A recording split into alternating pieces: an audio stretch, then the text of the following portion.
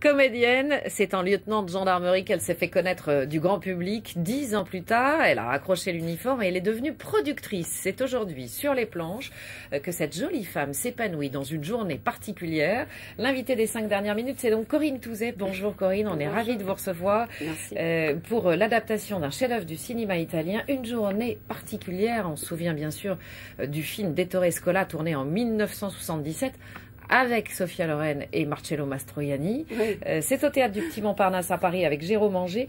Et c'est vraiment vous qui avez porté cette aventure de bout en bout. Oui. En tant que productrice, vous teniez absolument à monter cette pièce. Oui, d'abord parce que, bon, je pense que vous en avez conscience, surtout ici, c'est une pièce qui est d'une actualité féroce.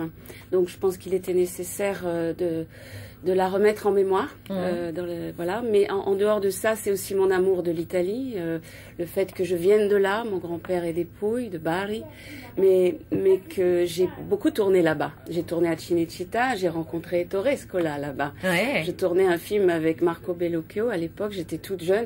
Je suis allée toquer à sa porte, mais vraiment sans pouvoir imaginer que 25 ans plus tard, j'allais un jour avoir le bonheur d'incarner cette femme. Et quand vous êtes allée lui demander les droits, qu'est-ce qu'il a dit, Ettore Scola? Alors, je suis allée le voir il y a 2 ans parce qu'il exposait ses croquis à Paris, les croquis qu'il a fait de Fellini, son grand ami Fellini à qui il a rendu hommage il y a peu. Et la réponse qu'il m'a faite, il s'est levé, il m'a regardé et il m'a fait « Mais perché no ?» Mais perché no? Oui, oui. C'est possible. Et bon, après, ça a été une longue période de mise en route parce qu'il a fallu convaincre les gens. C'est-à-dire que ce film faisait peur à tout le monde, oui. Évidemment, mais à moi aussi, de toute façon. Donc, oui, mais vous aimez bien les défis. Oui, j'aime les défis. Ça fait un moment que ça dure déjà. Alors, on va rappeler un peu l'histoire pour tous ceux qui n'ont pas vu ou ont vu le film il y a longtemps. Ça se déroule le 8 mai 1938, le jour où Hitler vient rencontrer Mussolini à Rome.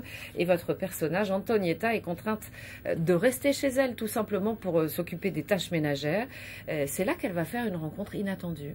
Oui, donc elle va rencontrer le locataire de l'appartement d'en face parce que elle s'occupe d'un petit ménade. C'est la seule personne à qui elle parle et c'est peut-être même la seule personne qui lui adresse la parole dans la journée.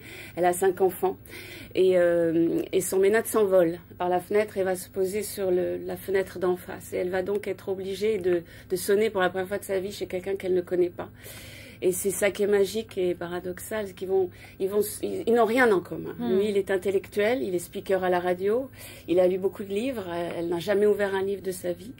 C'est une femme simple. C'est une femme simple, que j'adore, que je vis avec elle depuis 3 ans maintenant, elle fait partie de mes nuits et de mes jours. Et en fait, ils vont passer une journée ensemble à se découvrir, à s'écouter, à s'observer, à s'apprendre. Et à s'aimer, ce qui est une histoire magnifique et simple à la fois.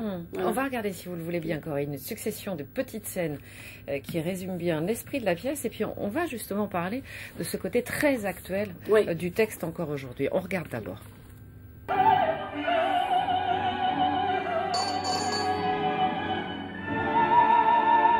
Excusez-moi, mais Rosetta s'est échappée.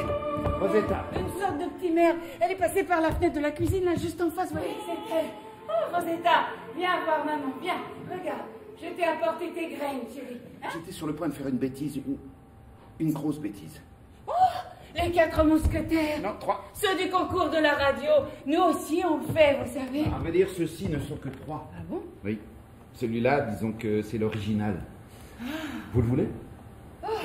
Oh non, merci. Et puis, qui sait le temps que j'y mettrai? Et puis, une femme est arrivée. Tu sais, la femme qui habite juste de l'autre côté de la cour en face. Et elle m'a sauvé. Umberto, debout les garçons, c'est l'heure. La vie, quelle qu'elle soit, vaut la peine d'être vécue. Et de toute façon, il y a toujours un petit oiseau qui est là pour vous le rappeler. Oh, ma fille, elle fait très bien danser la rumba, vous savez. Oh, mais moi, et à mon âge, non, vous êtes une parfaite danseuse de rumba. Vous l'avez dit, Corinne, c'est une pièce très actuelle. Il y a question d'homophobie, de montée de l'extrême droite, de solitude. De solitude, d'intolérance aussi. La solitude est un sujet qui m'intéresse depuis longtemps, moi, en tant que productrice. J'ai d'ailleurs en projet l'écriture d'un long métrage que je voudrais réaliser l'an prochain, qui parle aussi de ça. J'ai l'impression qu'avec la multiplicité des écrans qui font partie de notre vie maintenant, la nuit et le jour, entre les tablettes, entre les portables, les ordinateurs, on ne se parle plus autant qu'avant. On ne passe plus autant de temps ensemble qu'avant. On est dans sa bulle. Et on est chacun tout seul à la maison.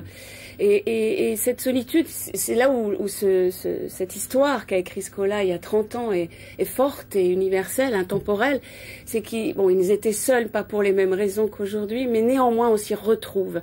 Et j'ai l'impression que la tournée que nous venons de faire, on revient de 4 mois de tournée où les salles étaient pleines, où les gens étaient bouleversés par cette histoire, touche et résonne encore plus aujourd'hui. Ça résonne d'autant plus qu'il y a une mise en scène extrêmement actuelle. Elle est signée Christophe Lidon. Ah, oui. Il y a des vidéos d'archives, il y a des bandes son très travaillées. Enfin, il y a eu un vrai travail d'adaptation. Oui, parce que la gageur, et pardon, je vous ai coupé, mais le travail de Christophe et l'intelligence qu'il a eue, c'est de pouvoir théâtraliser ce film en le modernisant. Ce qui n'était pas évident. Théâtraliser un chef-d'œuvre pareil, ce n'était pas évident. Et en même temps, je veux, en tant que productrice, trouver quelqu'un qui aille à l'essence, qui aille vraiment s'intéresser à l'humain. Donc que ça soit pas grandiloquent, que ça soit pas prétentieux, que ça touche tout le monde. Et en fait, je crois qu'effectivement, ce spectacle touche tout le monde, parle à tout le monde. Manifestement, en tout cas, c'est réussi. Corinne Touzet, Jérôme Angers, une journée particulière, mise en scène, on vient de le dire, par Christophe Lidon. C'est au Petit Montparnasse à Paris, du mardi au samedi à 19h, le dimanche à 15h. Et vous avez fait, vous l'avez dit, une tournée qui a fort bien marché pendant 4 mois dans toutes les régions de France. Merci beaucoup, Corinne. Merci de m'avoir accueilli. Vous l'avez peut-être remarqué, ce journal a été réalisé dans des conditions particulières en raison d'une grève suivie par une partie des personnels de France Télévisions. C'est la fin de cette édition. Merci à vous de l'avoir suivi. Tout de suite, la météo complète. Philippe Verdier, à 20h, vous avez rendez-vous avec David Pujadas. Et puis nous, on se retrouve demain, même lieu, même heure.